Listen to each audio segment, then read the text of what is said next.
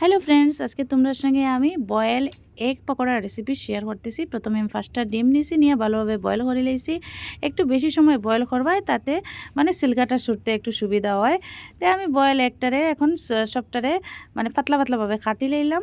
কাটে এটার মধ্যে লেবুর রস আমি অ্যাড করলাম। লেবুর রসটা দিলে কি হয়, এটার থেকে স্মেলটা কম বাইর হয়।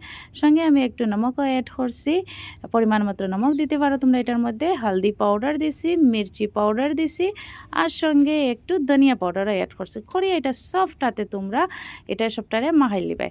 হ্যাঁ, এখানে এটা নরম খুব বেশি থাকে, ভাঙার রিস্ক থাকে। আর সঙ্গে আমি একটা ব্যাটার বানাইছি। এটা হলো কি চাউলের পাউডার আছে এটার মধ্যে, বেসন আছে, কালিজিরা দিছি, আর সঙ্গে এটার মধ্যে এটা পেঁয়াজ, লসুন, হরি লঙ্কার পেস্ট এটা মাস্ট দিবা এটার মধ্যে, তখনই পকোড়াটা খুবই টেস্টি হইব খাইতে। দিয়ে এটারে ভালোভাবে মিলাই দেবা। আর হলদি, মরিচি, নমক সবটাও আমি এটার মধ্যে দিছি, যেরকম ব্যাটার বানাই ওরকমই করছি। আর সঙ্গে একটু ধনিয়া পাতাও অ্যাড করে দিবাই। ধনিয়া পাতা অ্যাড করার পরে ভালোভাবে এটারে মিলাই লিবাই। মিলাই আনার পরে তোমরা একটা কড়াই বসাই দিবাই, যে কিছু বসাও, প্যান বসাই দিও যেটার মধ্যে তোমরা পকোড়া বানাও।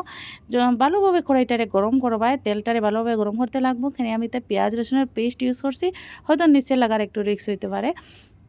তো একটু ভালোভাবে কড়াইটা গরম হওয়ার ওয়েট করবা। করার পরে যখন কড়াইটা দেখবা একদম মানে ধোয়া ওঠে তেল থেকে, তারপরে এই ডিমগুলা লইবা আর নিয়ে এটা সবটা বেসনের মধ্যে ডিপ করবা। করে ঘরে এক একটা তেলের মধ্যে ছাড়বা। আমার দেখো কড়াইটা একদম বেশি গরম হয়ে গেছে, চতুর্দিকটা কালো হয়ে গেছে যত সময় আমি ভিডিও বানাইতেছিলাম।